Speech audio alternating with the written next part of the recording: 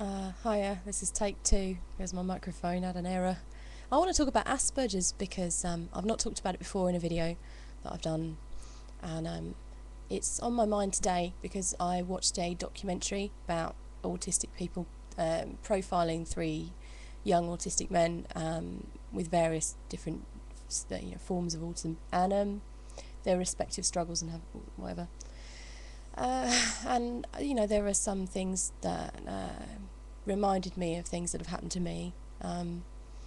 That obviously I've got Asperger's. I'm not autistic. There's a big difference, a big difference. But there are traits that carry over. I have an autistic friend called Seth.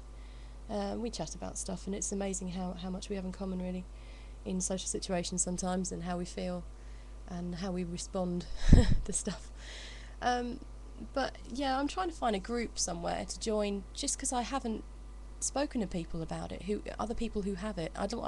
Not a support group as such, because I'm 27 now. I've kind of learnt to adjust to life in a successful way. I don't need the support that I would have needed when I was a kid, but I didn't have it because girls don't get diagnosed. So because there's this false idea that girls don't get it, but that's just because most of the research has been done on autistic boys in the past, and Asperger's hasn't really been explored. Did you see that? There's a spider in front of my camera who's trying to get his 5 minutes of fame, clearly. Get off.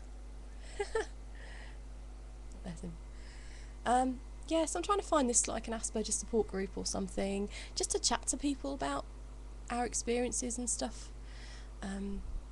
Because there's one big issue about isolation and social contact, and I welcome any other opinions on this, because I don't have any bloody answers. I don't know, because Asperger's people seem to. I can't speak with authority on autism because it is different, but for Aspies there seems to be this habit of isolating yourself and seeking solitude, and being more comfortable with that than living with a large amount of people, or even anybody else. A lot of people with Asperger's seem to isolate themselves completely, really. And spider's still going. And the question is that the thing is that people with Asperger's want that social contact.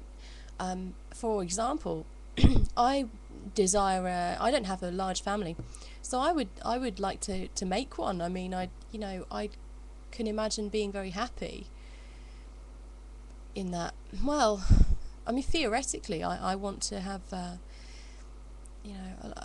busy kind of social life and lots of kids and a long-term relationship, but in reality, in practical terms, that just doesn't work for me, and I end up still seeking solitude because I just find it more comfortable. It's not an emo thing. It's nothing like that at all. It's just an Aspie thing. I just the idea of, for example, if you're happily married and you share a room still, not if you're unhappily, obviously. The idea that somebody, you can marry somebody and you'd share a room with them all the time, and they'd be in your bed all the time. You wouldn't have your privacy. Your kind of that basic level of privacy about your sleeping area and your private rooms and stuff. Private rooms? What am I on about? I don't know. I've had a flat on my own last year, and I found that really comforting. But mind you, in that flat, I did get into a habit of hermiting myself and not going out very much at all. I think the happiest I was as an Aspie, again years before I knew I was one, was when I lived in a shared house. But it was a shared house. Years before I was a student, I lived in a couple of shared houses, but with people who were all strangers when they moved in, so there wasn't any kind of cohesive group. We were just all kind of equals, so nobody had any kind of authority over anybody else. There was no group really structure in place, so we all kind of dealt with each other as individuals on a one-on-one, and all respected each other's privacy, and it was fine. Comparatively, when I lived as a student, at one point I lived in a shared house. This was only 2 years ago. I lived in a shared house, and you're still on there. Right, I've got rid of the spider now. I lived in a shared house with people, but as they were one group, they knew each other before I moved in there for some years, so they always went out together. And individually, on a one-on-one level, I got on with them all okay, because I do that. But getting on with them as a group, it just didn't work, and it never does for me, getting on with a group like that. I talk to people one-on-one within the group and get on with everybody fine, and there's never a problem, but I just never quite feel part of the group, and I can't interact as a member of the group. It just doesn't work like that. They weren't easy to live with anyway, bit noisy and whatever, and that year was probably the most miserable experiences in my life, I have to say, probably, of my adult life, because I was isolated again, and it felt very much like it used to many years ago, and it was the only time as an adult I felt like that in that house. It's like being back at school or something. It was awful. Like, there's always groups you've got to kind of try and, I don't know. I did enjoy living before that in a shared house as an adult, individually, and with other individual adults living there, and we all were equals. That was absolutely great. That was great. Because there's enough social activity that I don't kind of just stay in a flat on my own all the time, because I did that. And so it's an interesting issue, but the issue for people with Asperger's seems to be, one of like, where do we go next with it? I mean, I want, a family and a long-term relationship and stuff, but it just doesn't seem to kind of, if I find myself in that kind of position with groups of people or in a relationship, I tend to, people just irritate me after a while, and it's not and there's no way they do. There's no defining thing about this. I just always end up seeking time on my own more. And the people don't necessarily do anything to irritate me. It's just the company irritates me. The fact that there's just someone there that often is annoying for me. I just like to be on my own quite a lot of the time. But and this is something which is I think it's a bit of a curse. A lot of people with Asperger's see this as a bit of a curse. But it's not one with, I'm perfectly happy on mine, and I'm actually more confident and comfortable when I'm single, because I've got less to, God, I don't know how to put it. There's no one to consider in a situation except for, I only have to think about what I want to do at any one time, and I find that a lot easier.